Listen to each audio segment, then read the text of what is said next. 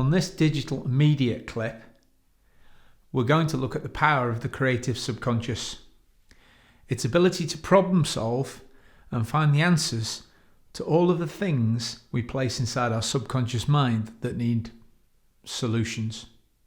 The creative subconscious works best when challenged with great goals. So let's start with the first principle for getting ideas inside the subconscious mind. We've already talked about the power of imagination, and we've already talked about how to use imagination using our visual, auditory, kinesthetic, olfactory and gustatory representational systems to get information glued inside our picture of reality. But once we've got an idea inside our picture of reality, we have to understand how the creative subconscious then searches out the answers to solve our problems or to help us achieve our goals. So let's take the first step in putting an idea inside our head. And there are fundamentally two ways of doing it. As if already achieved, or something you'd like to achieve. It's like the difference between I'd like to be fit and healthy or I am fit and healthy. Both are positive goal affirmations. Both get placed inside the subconscious mind. One causes positive conflict because it's said as if it's already achieved. This is called Gestalt conflict.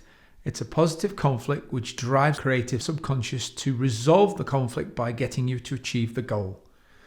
Stating it as a wish or a dream doesn't cause the same level of conflict. So let's look at the resources the creative subconscious has to help us problem solve or achieve our goals. We've already started with understanding the placebo effect or the nocebo effect. The placebo effect is where the creative subconscious provides us with evidence that that drug, that tablet, that kiss on the cheek is working and making us better. The nocebo effect has the opposite response. If we believe that tablet won't work, then consequently we get negative results. When you give somebody a tablet or a medicine to take and they read the side effects, the subconscious mind says, aha, you want those too. So when we look at the maintenance of sanity and the placebo and the nocebo effect, they literally provide evidence to us that we're getting what we focus on.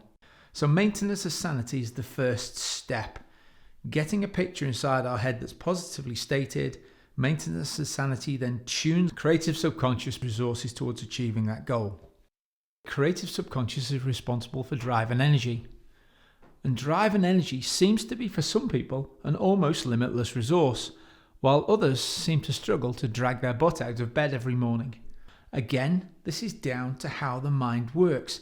If we give ourselves goals, affirmations and exercises to do, the subconscious mind says, aha, you need energy and drive for this, so I need to channel resources towards that process or that part of the body required for making that happen.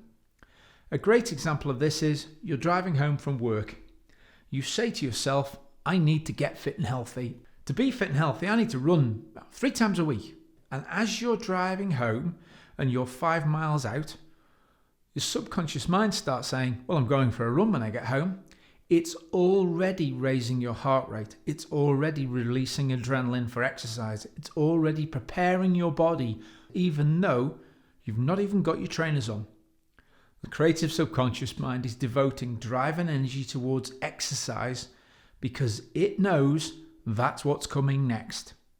It's preparing the way for success. Let's consider drive and energy in a team context. We've already talked about the fact that world-class football teams seem to have this ability to live up to their self-image and score a goal in the last 4 minutes of normal time. Something inside that creative subconscious mind seems to give them a spike of something special to go and get that goal. The creative subconscious is a natural problem-solving tool. And what is interesting is if you work with a lot of other people and you're problem solving as a team, it isn't just one picture of reality, it's everybody's pictures of reality. Because you're all in tune, you're all on the same page, you're all trying to solve the same problems. So it's almost like your creative subconscious is working in harmony to find the result. Once you have a problem to be solved, the creative subconscious literally starts an internal problem-solving loop which flicks between your picture of reality and back through your creative subconscious all the time you're awake, all the time you're asleep, when you're driving the car, when you're daydreaming, and when you're watching telly. In the background, it's working away to find the answers to your problems. The creative subconscious likes to help us achieve the goals we've put inside our subconscious mind, but it likes nothing more than to know you're going in the right direction too. So whilst we might set ourselves a fantastic goal 5 years off in the future, 5 years off is a long way away. So a great discipline to get into is, once you have imagined a goal you want to achieve, taking the time to plan as many different ways of solving that problem, as many different ways of achieving that goal, as many different signposts along the way for your subconscious mind to look out for. What the creative subconscious mind does then is, as you're wandering along the path of life trying to achieve that goal, it looks out for confirmation you're going in the right direction, looks out for opportunities along the way to seize the information, the moment, or the individual in your life that will help you achieve that goal too. The next way the creative subconscious helps us solve our problems and achieve our goals is by providing coincidence. And the way it does this is, once you have a goal placed inside your picture of reality, the creative subconscious says this: I've been through my subconscious memory banks, my picture reality, and I can't quite find all the pieces of the jigsaw. So what I need to do is get inspiration from the outside world. So rather than use the sensory experience which has been through the conscious mind, which has been deleted, generalized, and distorted based on what's important to us right now, it says, all incoming information may be useful. Therefore, let's take as much incoming sensory material as is possible and filter it to see if it's useful without rules. The creative subconscious is using our senses on heightened awareness. It says, what's important right now that I need to notice? There's evidence that supports the power of the creative subconscious in firefighters. There's some great examples where a firefighter, chief fire officer leading a team of firefighters, goes into a 4-story building to fight a fire. There's smoke and there's heat, and the chief tugs them on the shoulder and he says, get out. And as they literally arrive in the front garden of the house, all of the internal floors collapse. And they turn to the chief and they say, how did you know that was going to happen? And the chief will say, it just didn't feel right. There's other examples in the military where we suppress, through conscious overwhelm, the ability of the conscious mind to deal with our problems. And we routinely run soldiers into a situation where they can't think to find the answer. They have to use intuition. What it really is the creative subconscious resolving the conflict, using the senses on super alertness and finding a way through that ambush or out of that situation that the conscious mind would never have seen.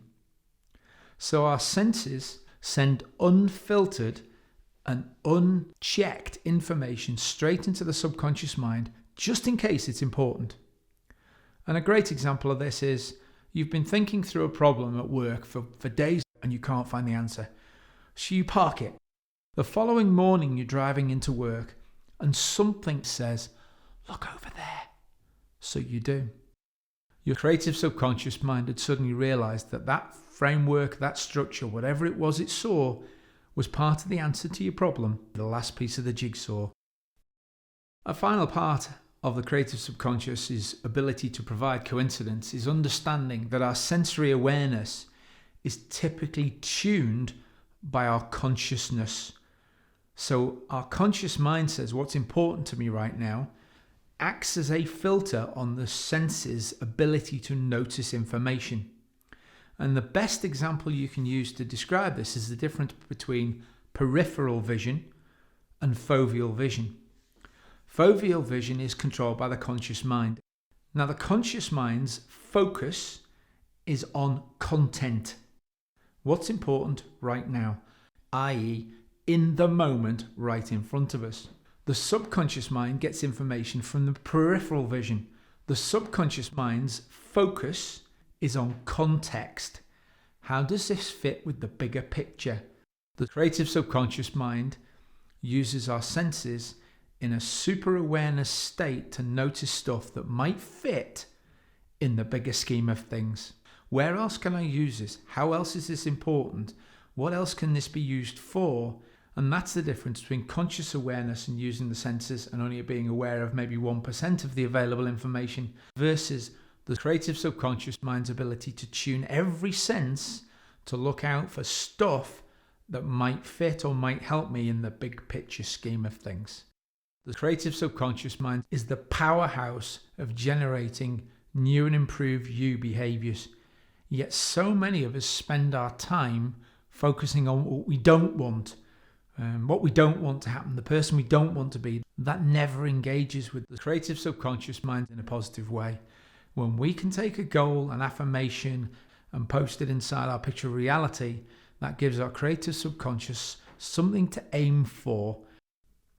There are 3 different ways you can choose to go next. Go and look at logical levels and the power of a conversation. You can go to modeling excellence with the icicle model, or you can go on and look at well-formed outcomes and how to write and place a goal inside our subconscious mind in the most powerful way.